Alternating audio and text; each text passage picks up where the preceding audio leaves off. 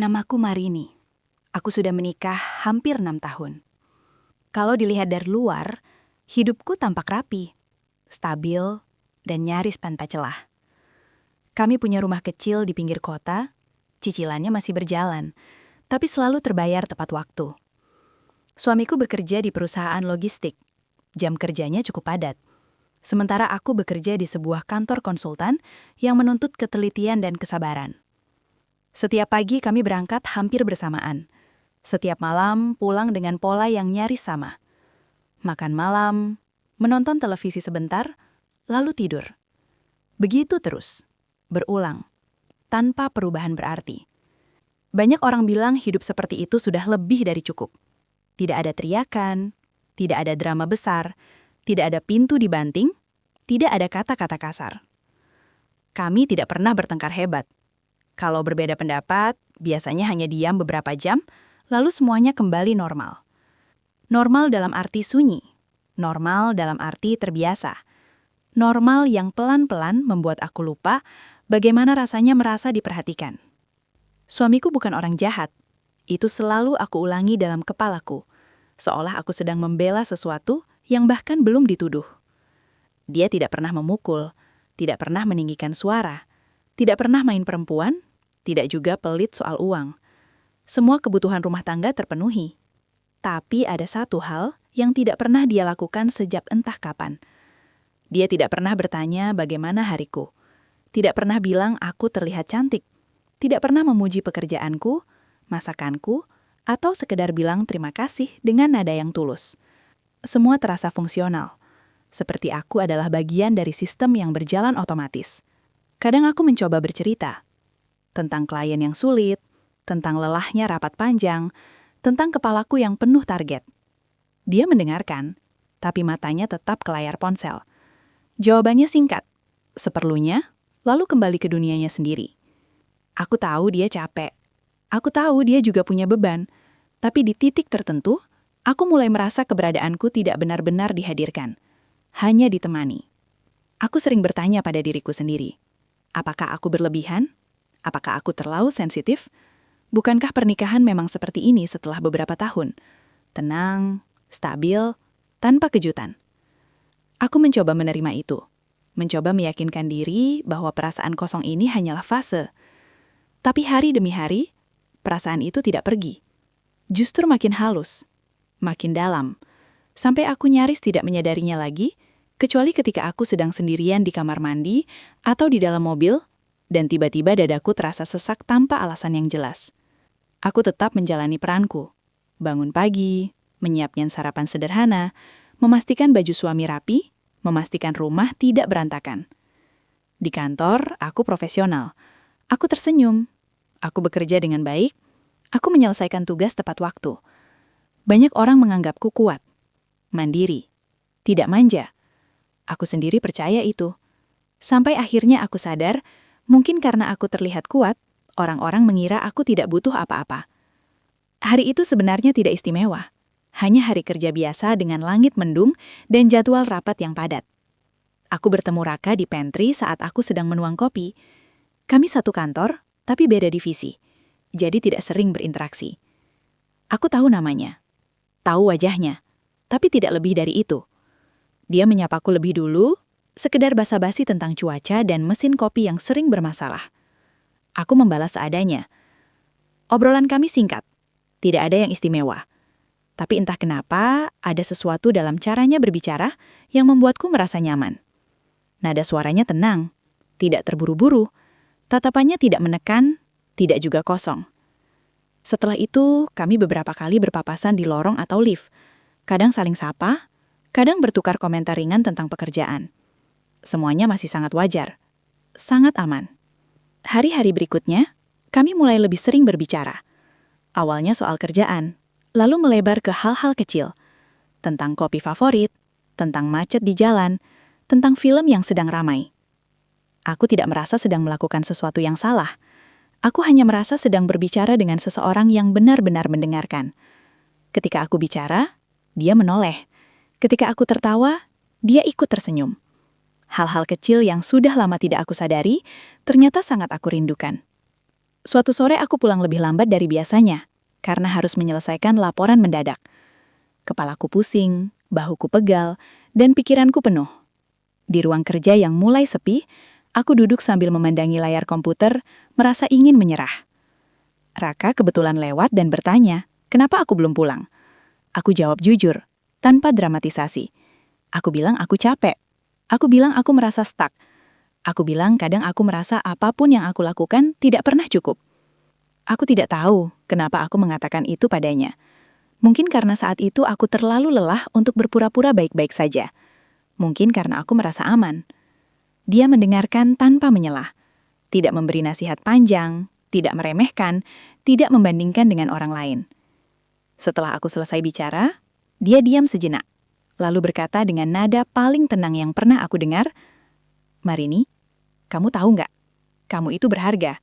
Kalimat itu sederhana, tidak puitis, tidak dramatis, tapi seolah ada sesuatu yang langsung mengenai dadaku.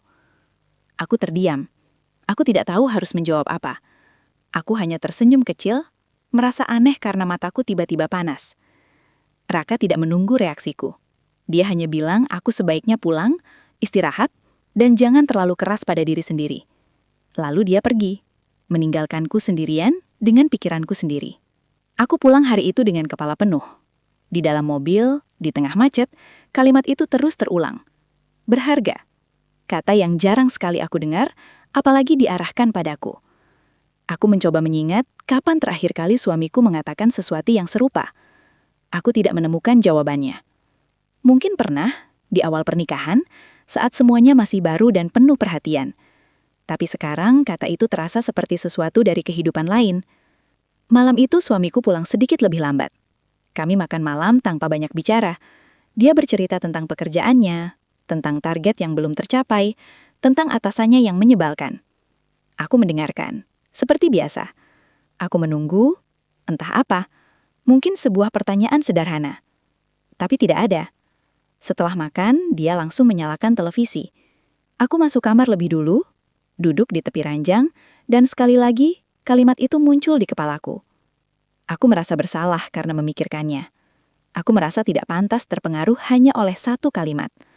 Tapi perasaanku tidak bisa aku atur semudah itu.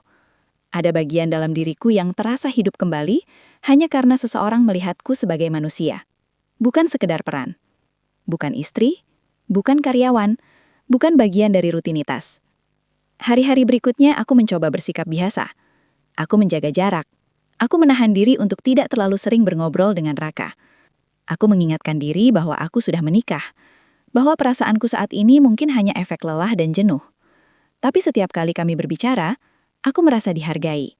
Bukan dengan pujian berlebihan, tapi dengan perhatian kecil yang konsisten. Dia ingat hal-hal yang aku ceritakan. Dia bertanya bagaimana kelanjutan pekerjaanku. Dia menyemangati tanpa merendahkan. Dan yang paling membuatku resah, dia melihatku. Benar-benar melihat. Sesuatu yang selama ini aku kira tidak penting, ternyata sangat berarti. Aku mulai mempertanyakan banyak hal. Tentang pernikahanku, tentang diriku sendiri. Tentang apa yang sebenarnya aku butuhkan. Aku tidak pernah berniat mencari orang lain. Aku tidak pernah bangun pagi dengan niat untuk jatuh ke situasi yang salah. Tapi perasaan tidak selalu muncul dengan izin. Kadang ia tumbuh dari kekosongan yang terlalu lama dibiarkan. Setiap malam, sebelum tidur, aku berbaring di samping suamiku yang sudah terlelap. Aku menatap langit-langit kamar, bertanya dalam hati, apakah aku egois karena merasa kurang? Apakah aku seharusnya bersyukur saja? Banyak orang hidup lebih susah dariku. Tapi perasaan tidak bisa dibandingkan seperti itu. Kesepian tidak selalu datang dari tidak adanya orang. Kadang justru muncul ketika kita hidup berdampingan, tapi tidak benar-benar terhubung. Aku tidak tahu kemana semua ini akan berujung. Aku hanya tahu satu hal. Kalimat itu telah membuka sesuatu yang selama ini aku pendam. Sebuah kebutuhan untuk diakui, dihargai, dan dilihat sebagai individu. Dan sejak hari itu, aku mulai menyadari betapa lama aku hidup tanpa mendengar hal sederhana yang seharusnya paling mudah diucapkan oleh orang yang paling dekat denganku. Aku masih Marini yang sama. Istri, pekerja, perempuan biasa dengan kehidupan yang tampak baik-baik saja. Tapi di dalam diriku, ada sesuatu yang mulai bergeser. Pelan, hampir tidak terasa. Dan aku belum tahu apakah aku mampu menghentikannya atau justru akan membiarkannya berjalan, membawa konsekuensi yang belum siap aku hadapi. Raka tidak pernah genit. Itu hal pertama yang selalu aku sadari setiap kali kami berbincang. Tidak ada kalimat berlapis makna, tidak ada candaan yang menjurus, tidak ada pujian berlebihan yang terasa dibuat-buat. Dia menjaga jarak dengan cara yang halus, seolah memahami bahwa ada garis tak kasat mata yang tidak boleh dilangkahi. Anehnya, justru itulah yang membuatku merasa aman. Aku tidak merasa sedang digoda, aku tidak merasa sedang diburu, aku hanya merasa ditemani. Dia lebih banyak mendengar daripada berbicara. Ketika aku bercerita tentang pekerjaanku yang terasa jalan di tempat, dia tidak memotong. Ketika aku mengeluh tentang atasan yang tidak pernah puas, dia tidak menghakimi. Dia menunggu sampai aku selesai, lalu merespon dengan kalimat yang sederhana tapi tepat. Tidak menggurui, tidak sok bijak, hanya hadir. Aku tidak langsung menyadari perubahan kecil dalam diriku. Awalnya, aku hanya merasa sedikit lebih ringan setelah berbincang dengannya. Seperti ada beban yang diletakkan sebentar. Lalu tanpa sadar, aku mulai menunggu waktu istirahat siang, berharap bertemu dengannya di pantry atau lorong. Aku mulai memperhatikan notifikasi ponsel dengan cara yang berbeda. Setiap bunyi masuk, jantungku bereaksi lebih cepat dari biasanya. Aku meyakinkan diriku bahwa ini bukan apa-apa. Aku tidak berniat berselingkuh. Aku tidak membayangkan masa depan dengannya. Aku tidak membandingkan dia dengan suamiku secara terang-terangan. Aku hanya menikmati satu hal yang selama ini hilang. Didengar, dianggap penting, diingat sebagai seseorang yang punya perasaan, bukan sekedar peran. Pesan-pesan kami awalnya pendek, tentang laporan, tentang jadwal rapat, tentang hal-hal sepele yang aman. Tapi perlahan topiknya melebar, tentang lelah, tentang mimpi yang tertunda, tentang rasa tidak cukup yang sering datang tanpa diundang. Raka selalu menanggapi dengan empati yang konsisten, tidak berubah, tidak berlebihan. Itu yang membuatku lengah. Di rumah, suasana tetap sama. Suamiku pulang, makan, menatap layar ponsel, lalu tidur. Kadang aku mencoba membuka percakapan, bertanya tentang harinya. Dia menjawab singkat. Kadang bahkan hanya anggukan. Aku mencoba bercerita tentang kantorku, tentang sesuatu yang menurutku menarik. Dia mendengarkan, tapi pikirannya entah kemana. Aku berhenti di tengah kalimat, menyadari tidak ada yang benar-benar menunggu akhir ceritaku. Aku tidak langsung menyerah. Ada bagian dalam diriku yang masih berharap. Aku mencoba memasak lebih rapi, mencoba berbicara dengan nada lebih lembut, mencoba hadir sepenuhnya. Tapi usaha itu terasa sepihak. Tidak ada penolakan, tapi juga tidak ada sambutan. Aku seperti berbicara ke ruangan yang sudah terlalu lama sunyi. Di titik itulah pesan dari Raka terasa semakin kontras. Ketika aku bercerita, dia membalas dengan detail. Dia mengingat hal-hal kecil yang pernah aku sebutkan. Dia bertanya kembali, bukan karena basa-basi, tapi karena benar-benar ingin tahu. Perhatian yang terasa aman itu perlahan berubah menjadi kebiasaan. Aku mulai menunggu pesannya sebelum tidur. Aku mulai tersenyum sendiri saat membaca balasannya. Aku sadar perubahan ini tidak sehat. Aku sadar ada sesuatu yang mulai bergeser. Tapi aku menunda untuk menamainya. Selama belum ada sentuhan, selama belum ada pernyataan cinta, selama belum ada rencana bertemu di luar jam kerja, aku merasa masih berada di wilayah abu-abu yang bisa ditoleransi. Setidaknya, itu alasan yang aku buat untuk diriku sendiri. Chat malam semakin panjang. Dari sekedar beberapa kalimat menjadi percakapan yang mengalir tanpa jeda. Kita tertawa lewat teks. Kita saling berbagi cerita yang terlalu personal untuk disebut rekan kerja biasa. Aku mulai berhati-hati dengan ponselku, menurunkan kecerahan layar, membalik layar saat suamiku mendekat, menghapus notifikasi agar tidak muncul tiba-tiba. Setiap kali melakukannya, ada rasa bersalah yang menyelinap. Tapi bersamaan dengan itu, ada juga rasa bahagia yang sulit dijelaskan. Seperti seseorang yang akhirnya diingat setelah lama merasa dilupakan. Aku tidak bangga dengan perasaan itu. Aku tidak memamerkannya. Aku bahkan tidak berani membicarakannya pada siapapun. Tapi aku juga tidak menghentikannya. Aku sering bertanya pada diriku sendiri, kapan semuanya mulai berubah? Tidak ada momen dramatis. Tidak ada kejadian besar, tidak ada niat jahat. Hanya rangkaian percakapan yang terasa nyaman, yang perlahan mengisi ruang kosong yang selama ini aku abaikan. Dan semakin ruang itu terisi, semakin sulit aku kembali ke kondisi semula. Raka tidak pernah menuntut, tidak pernah marah ketika aku lama membalas, tidak pernah menanyakan hal-hal yang seharusnya menjadi batas. Sikapnya konsisten, itulah yang membuatku semakin percaya. Aku merasa memegang kendali, aku merasa bisa berhenti kapan saja. Aku merasa ini semua masih aman. Di suatu malam, setelah percakapan panjang tentang masa kecil dan tekanan hidup dewasa, Raka mengirim satu pesan yang membuatku berhenti bernafas sejenak. Kalimatnya tidak panjang, tapi cukup untuk mengubah atmosfer. Dia menulis bahwa dia tahu ini salah, bahwa dia sadar posisinya, tapi dia tidak bisa bohong pada dirinya sendiri. Dia bilang dia peduli padaku. Aku menatap layar lama sekali. Jantungku berdegup tidak beraturan. Ada bagian dalam diriku yang ingin langsung membalas, menenangkan, memastikan semuanya baik-baik saja. Ada bagian lain yang ingin menutup percakapan itu selamanya. Aku meletakkan ponsel di samping, berjalan mondar-mandir di kamar, mencoba menenangkan pikiranku. Aku tahu apa yang seharusnya aku lakukan. Aku seharusnya berkata cukup, menarik garis, menghentikan semua sebelum semakin jauh. Tapi aku tidak melakukannya. Aku tidak membalas pesan itu malam itu. Aku memilih diam, bukan karena aku tidak peduli, tapi karena aku takut dengan konsekuensi dari setiap pilihan. Aku berbaring di samping suamiku yang sudah tertidur. Wajahnya tenang, nafasnya teratur. Aku menatapnya, mencoba mencari rasa yang dulu pernah ada. Aku tidak menemukannya, bukan karena dia berubah menjadi buruk, tapi karena aku sudah terlalu lama merasa sendirian di sisinya. Ponselku bergetar pelan. Tidak ada pesan baru, hanya keheningan yang terasa berat. Keesokan harinya, Raka bersikap seperti biasa, tidak menyinggung pesan itu, tidak menuntut jawaban. Dia menyapaku di kantor dengan senyum yang sama. Aku merasa lega sekaligus gelisah, seolah ada kesepakatan tak tertulis untuk melanjutkan semuanya seperti sebelumnya, meski kita berdua tahu sesuatu telah bergeser. Aku tidak membalas pesannya dengan kata-kata, tapi aku juga tidak menjauh. Aku tetap berbincang, tetap tertawa, tetap membuka ruang. Dan tanpa aku sadari saat itu, diamku telah menjadi izin. Izin untuk terus melangkah di wilayah yang seharusnya tidak aku masuki. Izin untuk membiarkan perasaan tumbuh tanpa arah yang jelas. Aku masih mengatakan pada diriku sendiri bahwa ini hanya fase, bahwa aku hanya butuh didengar, bahwa aku masih setia secara fisik.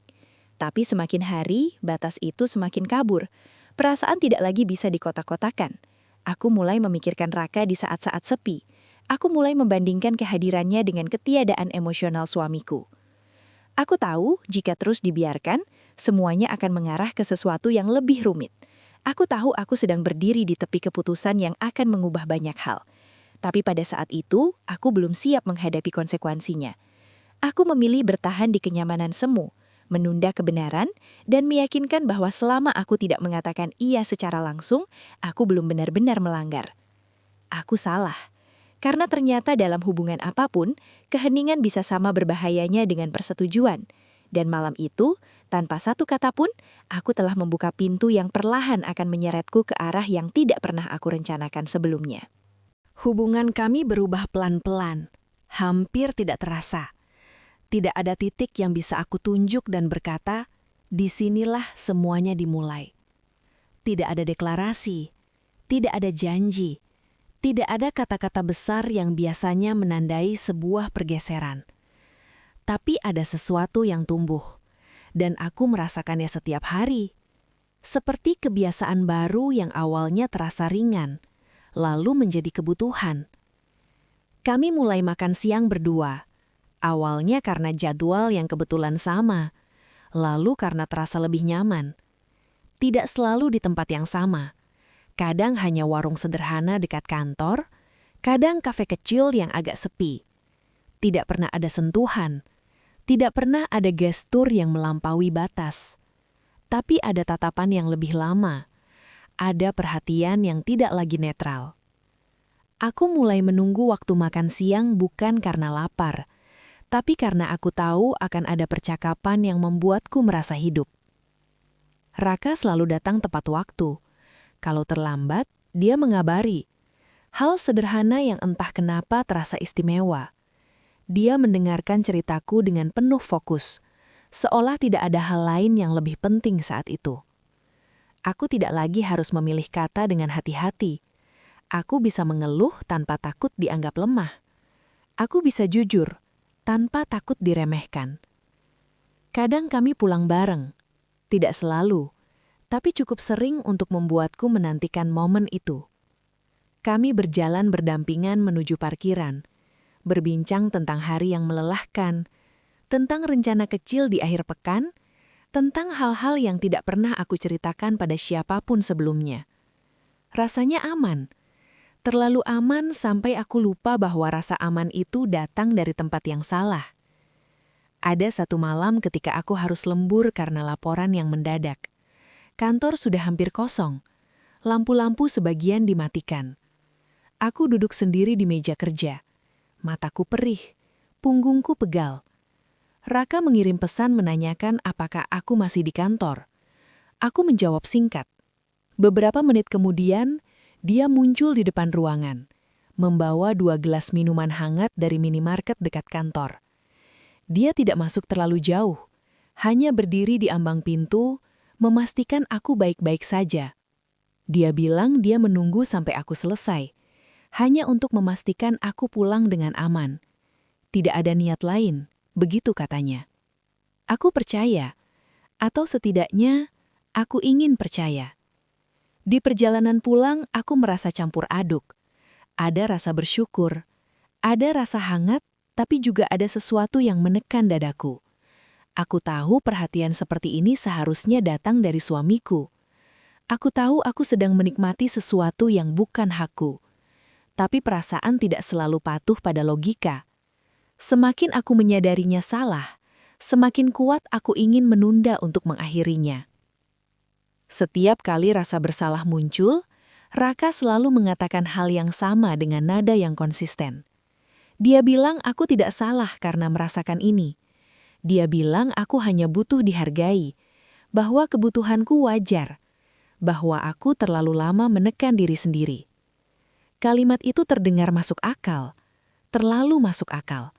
Seperti penjelasan yang selama ini aku cari. Aku tidak menyadari bahwa kata-kata itu perlahan berubah fungsi. Dari penguat menjadi pembenaran. Dari empati menjadi alasan. Kata berharga yang dulu membuatku merasa dilihat, kini menjadi pembungkus yang menutupi kesalahan. Aku mulai menggunakannya untuk menenangkan hati nuraniku sendiri. Setiap kali aku merasa bersalah pada suamiku, aku mengulang kalimat itu dalam hati. Aku butuh dihargai. Aku hanya mencari apa yang tidak aku dapatkan. Di rumah, jarak itu semakin terasa. Suamiku tidak berubah. Rutinitasnya tetap sama. Pulang, makan, duduk di sofa, menatap layar, lalu tertidur dengan televisi masih nyala. Kadang aku duduk di sampingnya, mencoba memulai percakapan. Kadang aku hanya diam, memperhatikan wajahnya yang lelah. Aku merasa bersalah karena tidak lagi merindukan perhatiannya. Aku merasa bersalah karena membandingkannya dengan Raka, meski aku tahu perbandingan itu tidak adil. Suatu malam, aku pulang lebih awal dari biasanya. Rumah sunyi, lampu ruang tamu menyala, televisi masih hidup dengan suara pelan. Suamiku tertidur di sofa, posisinya setengah duduk, setengah rebah. Baju kerjanya masih melekat, kerahnya sedikit kusut. Wajahnya terlihat lelah dengan cara yang berbeda. Bukan lelah fisik semata, tapi lelah yang datang dari tanggung jawab yang tidak pernah benar-benar ia bagikan. Aku berdiri sejenak memperhatikannya. Ada rasa asing yang tiba-tiba muncul, seolah aku sedang melihat orang yang aku kenal, tapi tidak lagi aku pahami. Aku duduk di sampingnya dengan hati-hati agar tidak membangunkannya. Aku memperhatikan detail-detail kecil yang dulu terasa akrab. Garis di keningnya, rambut yang mulai menipis, nafasnya yang teratur. Untuk pertama kalinya, aku merasa seperti tamu di rumah sendiri. Aku menyadari betapa jauhnya aku telah melangkah secara emosional. Aku ada di sana secara fisik, tapi pikiranku sering berada di tempat lain. Aku tersenyum pada orang lain dengan cara yang tidak pernah lagi aku berikan pada suamiku. Aku menunggu pesan orang lain, sementara aku membiarkan suamiku tenggelam dalam kesunyian sendiri. Di momen itulah kesadaran itu datang. Tidak dramatis, tidak juga tiba-tiba. Hanya sebuah pengakuan yang sunyi dan menyakitkan. Aku tidak hanya mengkhianati suamiku, aku juga mengkhianati diriku sendiri. Aku mengabaikan nilai-nilai yang selama ini aku pegang demi perasaan yang terasa menyenangkan, tapi rapuh. Aku menyadari sesuatu yang lebih dalam. Aku tidak sedang jatuh cinta seperti yang sering dibayangkan orang. Aku tidak membayangkan hidup bersama Raka. Aku tidak merencanakan masa depan dengannya. Yang aku cari bukanlah cinta dalam arti romantis. Yang aku cari adalah pengakuan. Pengakuan bahwa aku berarti, bahwa kehadiranku penting, bahwa aku layak diperhatikan. Dan karena aku tidak mendapatkannya di rumah, aku mengambilnya dari luar, dari seseorang yang tidak seharusnya menjadi tempat aku bergantung. Kata berharga yang dulu membuatku tersenyum, kini terasa pahit, karena aku sadar nilainya telah bergeser, dari penghargaan menjadi candu, dari penguatan menjadi pelarian. Kesadaran itu tidak langsung membuatku berhenti, justru membuatku semakin bingung. Aku tahu apa yang salah, tapi aku juga tahu betapa sulitnya melepaskan sesuatu yang telah menjadi sumber kenyamanan. Aku mulai melihat Raka dengan kacamata yang berbeda. Aku mulai mempertanyakan niatnya, bukan karena dia berubah, tapi karena aku mulai melihat peranku sendiri dengan lebih jujur. Aku mulai bertanya pada diriku sendiri, apakah aku benar-benar ingin dihargai? Atau aku hanya ingin diinginkan? Apakah aku mencari pengakuan karena aku membutuhkannya? Atau aku lupa bagaimana cara memberikannya pada diriku sendiri? Pertanyaan-pertanyaan itu berputar di kepalaku, tidak menemukan jawaban yang mudah. Aku mulai menyadari bahwa perhatian yang terasa aman itu perlahan membentuk ketergantungan. Aku merasa kehilangan arah ketika Raka tidak membalas pesan secepat biasanya. Aku merasa gelisah tanpa alasan yang jelas. Perasaan-perasaan ini membuatku takut, bukan karena aku mencintainya, tapi karena aku menyadari betapa mudahnya aku menyerahkan kendali atas kebahagiaanku pada orang lain. Di hadapan suamiku yang tertidur malam itu, aku merasa kecil, bukan karena dia lebih baik atau lebih buruk, tapi karena aku telah menjauh tanpa pernah benar-benar mencoba memperbaiki. Aku memilih jalan yang lebih mudah, jalan yang memberiku validasi instan tanpa harus menghadapi konflik yang nyata. Aku tidak tahu bagaimana semua ini akan berakhir. Aku hanya tahu bahwa aku telah melangkah terlalu jauh untuk berpura-pura ini hanya kebetulan. Aku telah mengambil sesuatu dari hubungan yang tidak semestinya. Dan meski aku belum menyentuh siapapun, meski aku belum mengucapkan kata cinta, aku tahu luka itu sudah ada. Kata berharga kini terdengar berbeda di telingaku, bukan lagi sebagai pengingat nilai diri, tapi sebagai cermin yang memperlihatkan kelemahanku. Aku ingin dihargai, iya, tapi aku lupa bahwa penghargaan sejati tidak datang dari pengakuan orang lain semata. Ia datang dari kejujuran pada diri sendiri, dari keberanian untuk menghadapi kekosongan tanpa mengisinya dengan alasan yang keliru. Dan malam itu, duduk di samping suami yang tertidur, aku akhirnya mengakui sesuatu yang selama ini aku hindari. Aku bukan korban dari kurangnya perhatian. Aku adalah seseorang yang memilih jalan pintas ketika merasa tidak terlihat. Dan pilihan itu, cepat atau lambat, akan menuntut pertanggungjawaban yang tidak lagi aku bisa hindari. Hubungan itu akhirnya ketahuan, bukan dengan cara yang dramatis seperti yang sering aku bayangkan dalam ketakutanku. Tidak ada ponsel yang tertinggal terbuka, tidak ada pesan masuk yang terbaca tanpa sengaja, tidak ada orang ketiga yang datang mengadu. Semuanya terbongkar justru dari hal paling sederhana yang selama ini aku abaikan. Dari sikapku sendiri yang berubah pelan-pelan tapi nyata.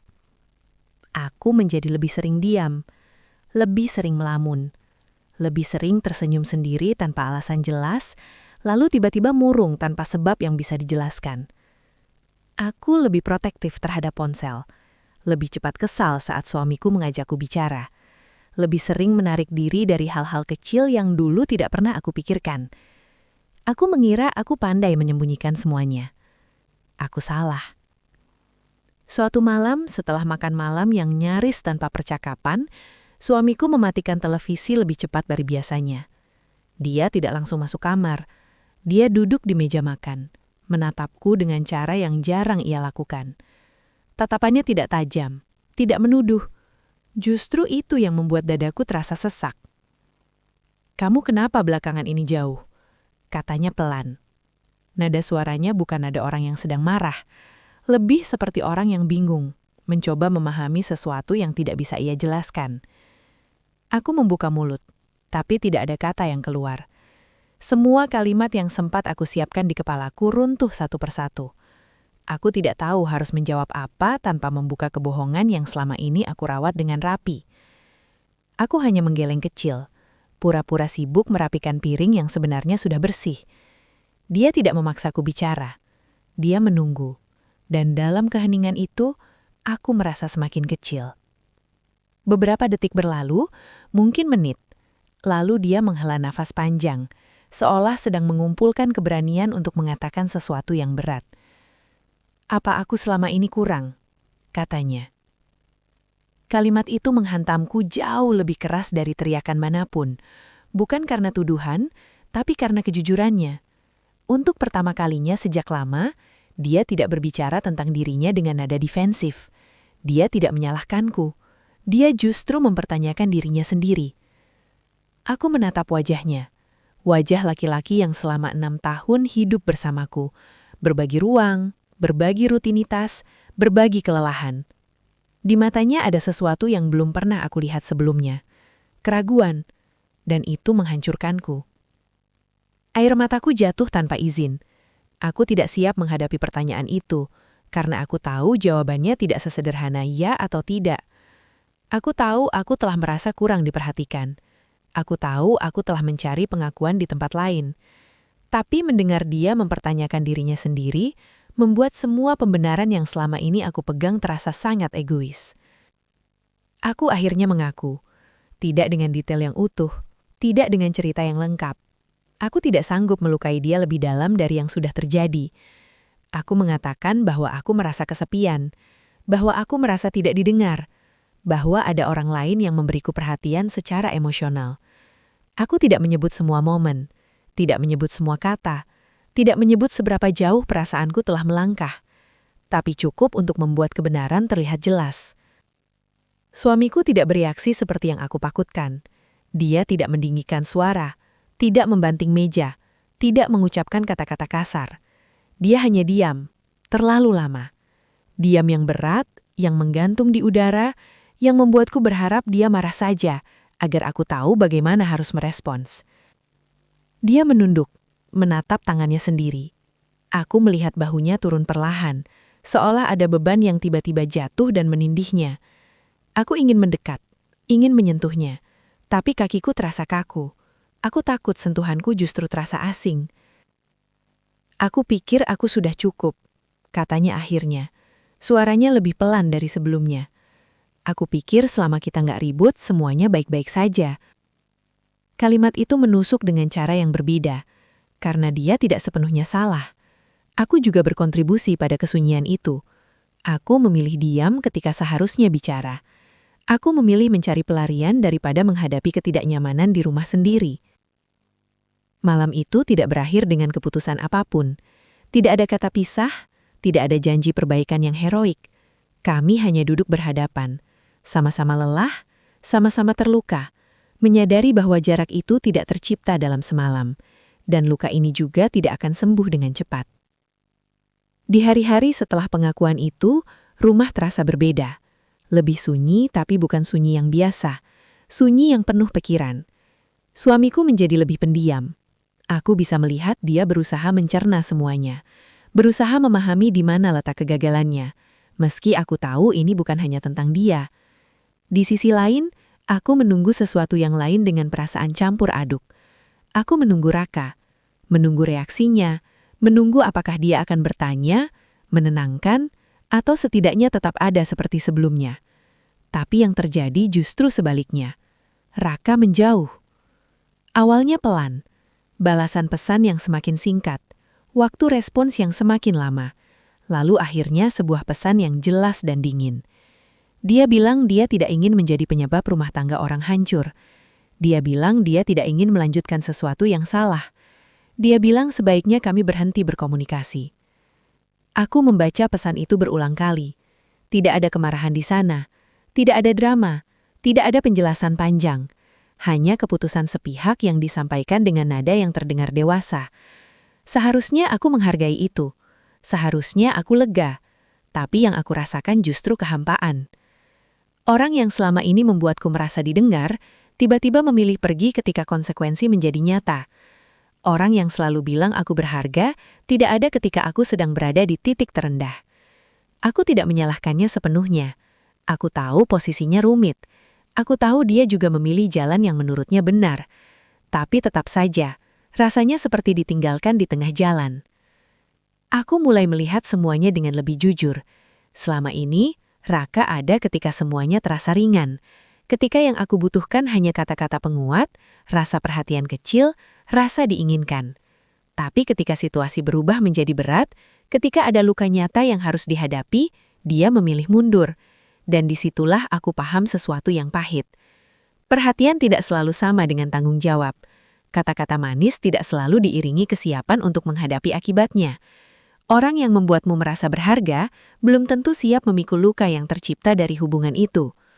Aku marah, bukan hanya pada Raka, tapi juga pada diriku sendiri. Aku marah karena telah menyerahkan rasa berhargaku pada orang lain. Aku marah karena membiarkan validasi eksternal menentukan nilai diriku. Aku marah karena mengira rasa nyaman berarti rasa benar. Di rumah, aku mulai melihat suamiku dengan cara yang berbeda. Bukan dengan kacamata penilaian, tapi dengan kesadaran bahwa dia juga manusia yang memiliki keterbatasan. Dia tidak pandai mengekspresikan perasaan. Dia tidak terbiasa dengan kata-kata. Tapi selama ini, dia tetap ada. Dia tidak pergi ketika situasi menjadi sulit. Dia tidak menghindar dari luka yang aku sebabkan. Aku tidak memposisikan diriku sebagai korban lagi. Aku berhenti mengatakan bahwa aku hanya kurang diperhatikan. Aku mulai mengakui bahwa aku juga tidak cukup berani meminta dengan jujur. Aku memilih diam terlalu lama, lalu kecewa ketika tidak ada yang menebak kebutuhanku. Hari-hari berikutnya dipenuhi dengan percakapan yang canggung, tidak mudah, tidak mengalir, kadang penuh jeda, kadang berakhir dengan kelelahan emosional. Tapi untuk pertama kalinya, kami benar-benar berbicara tentang harapan, tentang kekecewaan, tentang rasa tidak cukup yang selama ini kami pendam masing-masing. Aku menangis berkali-kali, bukan karena kehilangan Raka, tapi karena menyadari betapa jauh aku telah melenceng dari diriku sendiri. Aku telah membiarkan diriku merasa bernilai hanya ketika ada orang lain yang mengatakannya. Padahal seharusnya rasa itu tidak boleh bergantung pada siapapun. Aku tidak tahu apakah pernikahanku akan sepenuhnya pulih. Luka seperti ini tidak bisa dihapus begitu saja. Kepercayaan yang retak membutuhkan waktu, usaha, dan kejujuran yang konsisten. Aku juga tidak tahu apakah suamiku bisa memaafkanku sepenuhnya. Itu bukan hakku untuk menuntut. Yang aku tahu, aku telah belajar satu hal yang tidak akan aku lupakan. Rasa berharga yang datang dari luar bisa terasa hangat, tapi rapuh. Ia bisa hilang kapan saja, terutama ketika situasi tidak lagi menguntungkan. Sementara rasa berharga yang dibangun dari dalam, meski lebih sulit, jauh lebih kokoh. Orang yang membuatmu merasa berharga tidak selalu benar, tidak selalu salah juga, tapi jika rasa itu membuatmu menjauh dari dirimu sendiri, membuatmu mengkhianati nilai yang kamu pegang, maka ada sesuatu yang perlu dipertanyakan. Dan di tengah puing-puing perasaan ini, aku mulai belajar berdiri lagi, bukan sebagai istri yang sempurna, bukan sebagai perempuan yang selalu kuat, tapi sebagai manusia yang pernah salah, pernah memilih jalan yang keliru, dan kini harus bertanggung jawab atas pilihannya sendiri. Hari-hariku sekarang tidak mudah. Tidak ada yang tiba-tiba menjadi ringan hanya karena kebenaran akhirnya diucapkan. Justru setelah semuanya terbuka, beban itu terasa lebih nyata. Aku dan suamiku mencoba memperbaiki semuanya dari nol. dari titik yang paling jujur sekaligus paling menyakitkan. Tidak ada lagi kalimat yang ditahan setengah-setengah. Tidak ada lagi pura-pura kuat. Yang ada hanya dua orang dewasa yang sama-sama terluka, duduk berhadapan dengan kenyataan bahwa kami telah gagal menjaga satu sama lain dengan cara yang seharusnya. Kejujuran kami datang terlambat. Luka sudah terlanjur basah. Setiap percakapan sering berakhir dengan kelelahan emosional. Kadang kami bicara panjang. Kadang kami hanya diam berjam-jam di ruangan yang sama, tanpa tahu harus memulai dari mana. Ada hari-hari di mana kami merasa sedikit lebih dekat. Lalu keesokan harinya terasa kembali asing. Proses ini tidak lurus, tidak rapi, tidak seperti yang sering digambarkan orang. Aku belajar menerima bahwa memperbaiki tidak selalu berarti mengembalikan ke bentuk semula. Ada hal-hal yang tidak bisa kembali seperti dulu. Kepercayaan misalnya tidak tumbuh dari permintaan maaf semata. Ia dibangun dari konsistensi yang melelahkan, dari kesabaran yang tidak selalu mendapat balasan, dari keberanian untuk tetap tinggal meski rasa bersalah terus menghantui. Suamiku tidak pernah mengungkit detail yang tidak aku ceritakan. Dia tidak memaksaku membuka semua yang sudah terjadi. Tapi aku tahu, dalam diamnya ada banyak pertanyaan yang memilih dia simpan sendiri. Aku melihat itu dari caranya menatap kosong kadang-kadang, dari caranya terdiam lebih lama dari biasanya, dari caranya menarik napas sebelum berbicara seolah sedang menimbang setiap kata agar tidak melukai lebih jauh. Aku juga tidak meminta pengampunan penuh. Aku tahu itu bukan sesuatu yang bisa aku tuntut. Yang bisa aku lakukan hanyalah hadir dengan jujur, bahkan ketika kejujuran itu membuatku terlihat buruk. Bahkan ketika aku harus mengakui hal-hal tentang diriku sendiri yang selama ini aku tolak. Aku belajar satu hal yang seharusnya kupahami sejak awal, tapi baru benar-benar terasa sekarang setelah semuanya runtuh. Perasaan tidak dihargai bukan alasan untuk berkhianat. Kesepian tidak membenarkan kebohongan. Dan kata berharga tidak seharusnya datang dari orang ketiga. Selama ini aku terlalu sibuk mencari siapa yang bisa membuatku merasa cukup, tanpa pernah bertanya pada diriku sendiri kenapa aku merasa kosong. Aku menyalahkan keadaan. Aku menyalahkan suamiku. Aku menyalahkan rutinitas. Padahal ada bagian dalam diriku yang tidak pernah aku rawat. Bagian yang menunggu diakui, tapi tidak pernah aku akui sendiri. Sekarang aku belajar menghargai diriku sendiri. Dan itu ternyata jauh lebih sulit daripada menerima pujian dari orang lain. Menghargai diri sendiri berarti berani mendengar suara yang tidak nyaman di kepalaku. Suara yang mengatakan bahwa aku salah, bahwa aku memilih jalan yang mudah, bahwa aku menghindari percakapan sulit terlalu lama. Itu bukan proses yang menyenangkan. Tidak ada rasa hangat instan seperti ketika seseorang mengatakan aku berharga. Yang ada justru rasa perih karena harus jujur pada diri sendiri. Aku belajar bicara, tidak lagi berharap orang lain menebak kebutuhanku. Aku belajar mengatakan ketika aku lelah, ketika aku sedih, ketika aku merasa diabaikan. Tidak dengan tuduhan, tidak dengan sindiran, tapi dengan kejelasan. Ternyata itu menakutkan. Lebih mudah diam dan kecewa daripada bicara dan beresiko ditolak. Tapi diam terlalu lama membuat jarak tumbuh tanpa disadari. Aku belajar jujur, bukan hanya pada suamiku, tapi pada diriku sendiri. Jujur bahwa aku butuh perhatian. Jujur bahwa aku ingin didengar. Jujur bahwa aku tidak selalu kuat. Selama ini aku bangga dengan citra mandiri, seolah tidak membutuhkan siapapun. Padahal di balik itu, ada kebutuhan emosional yang aku tekan sampai akhirnya mencari jalan keluar sendiri. Aku juga belajar tidak mencari validasi di tempat yang salah. Itu pelajaran paling berat, karena validasi dari luar terasa cepat dan menyenangkan.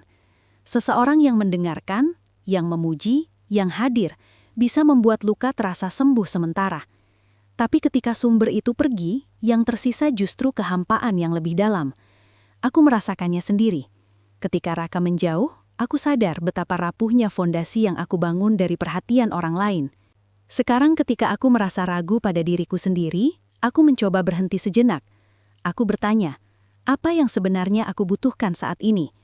Apakah aku butuh dimengerti, atau aku butuh istirahat? Apakah aku butuh ditemani, atau aku hanya perlu jujur pada perasaanku sendiri? Tidak selalu berhasil, masih sering goyah, tapi setidaknya aku tidak lagi langsung mencari pelarian. Hubunganku dengan suamiku masih dalam tahap rapuh. Ada hari-hari di mana kami bisa tertawa bersama, meski canggung. Ada hari-hari di mana keheningan kembali mendominasi. Kami belajar mengenal satu sama lain lagi, bukan sebagai pasangan yang mengira sudah saling memahami, tapi sebagai dua individu yang berubah seiring waktu. Kami mulai melakukan hal-hal kecil yang dulu kami anggap sepele. Makan malam tanpa ponsel, bertanya tentang hari masing-masing dan benar-benar mendengarkan jawabannya. Tidak selalu berjalan mulus, kadang obrolan berhenti di tengah jalan, kadang salah satu dari kami memilih diam, tapi kami tetap mencoba. Tidak ada janji besar, hanya usaha yang konsisten. Aku juga belajar menerima bahwa hasil akhir mungkin tidak sesuai dengan harapanku. Bisa saja pernikahan ini tidak bertahan, bisa saja luka ini terlalu dalam untuk disembuhkan sepenuhnya. Menghargai diri sendiri juga berarti berani menghadapi kemungkinan itu, tanpa lari. Tidak memaksakan sesuatu hanya karena takut sendirian. Tidak bertahan hanya karena gengsi atau kebiasaan. Yang berbeda sekarang adalah caraku memandang diriku sendiri. Aku tidak lagi mendefinisikan nilai diriku dari siapa yang menginginkanku atau siapa yang memperhatikanku. Aku belajar melihat diriku sebagai manusia yang layak dihargai, bahkan ketika aku sedang salah. Bukan berarti membenarkan kesalahan, tapi mengakui bahwa aku bisa belajar dan bertanggung jawab. Aku tidak lagi mengejar kalimat yang dulu membuat dadaku hangat. Kata berharga kini punya makna berbeda bagiku. Ia bukan lagi sesuatu yang harus diucapkan orang lain agar aku percaya. Ia adalah sesuatu yang harus aku jaga melalui pilihan-pilihanku sendiri. Melalui kejujuran meski menyakitkan. Melalui kesetiaan pada nilai meski rasa berat. Melalui keberanian untuk berkata tidak pada hal-hal yang terlihat manis tapi beresiko menghancurkan. Kadang-kadang aku masih teringat masa-masa itu, bukan dengan rindu, tapi dengan kesadaran. Kesadaran bahwa aku pernah berada di titik lemah, dan aku memilih jalan yang salah. Aku tidak menyesali perasaan yang muncul, karena perasaan tidak selalu bisa kita kendalikan. Yang aku sesali adalah caraku merespon perasaan itu. Jika ada satu hal yang ingin aku katakan pada diriku yang dulu, mungkin aku akan berkata untuk jangan terlalu lama diam, untuk jangan menganggap kesepian sebagai sesuatu yang harus ditelan sendiri, untuk jangan menunggu orang lain datang membawa kata-kata yang membuatmu merasa hidup, sementara kamu sendiri tidak pernah memperjuangkan ruang untuk didengar dengan jujur. Pada akhirnya bukan siapa yang membuatmu merasa berharga yang paling penting, bukan siapa yang hadir ketika kamu lelah, bukan siapa yang mengatakan kalimat yang tepat di saat yang rapuh. Yang paling penting adalah bagaimana caramu menjaga nilai dirimu tanpa menghancurkan orang lain. Bagaimana caramu merawat kebutuhan emosionalmu tanpa mengorbankan kejujuran. Bagaimana caramu memilih jalan yang benar meski jalan itu tidak selalu terasa nyaman. Aku masih belajar, setiap hari, dengan jatuh bangun, dengan rasa bersalah yang belum sepenuhnya pergi, dengan harapan yang lebih realistis. Aku tidak lagi mencari seseorang untuk menyelamatkanku dari kekosongan. Aku belajar berdiri di atas kakiku sendiri, perlahan dengan luka yang masih ada, tapi dengan kesadaran yang lebih utuh. Dan jika suatu hari nanti aku benar-benar bisa berkata bahwa aku berharga, aku ingin kata itu datang dari tempat yang tepat, dari diriku sendiri, dari pilihan-pilihan yang tidak lagi aku sembunyikan, dari keberanian untuk bertanggung jawab atas apapun yang aku rasakan dan aku lakukan. Karena menghargai diri sendiri pada akhirnya adalah tentang memilih untuk tidak mengulang kesalahan yang sama, meski godaannya selalu ada.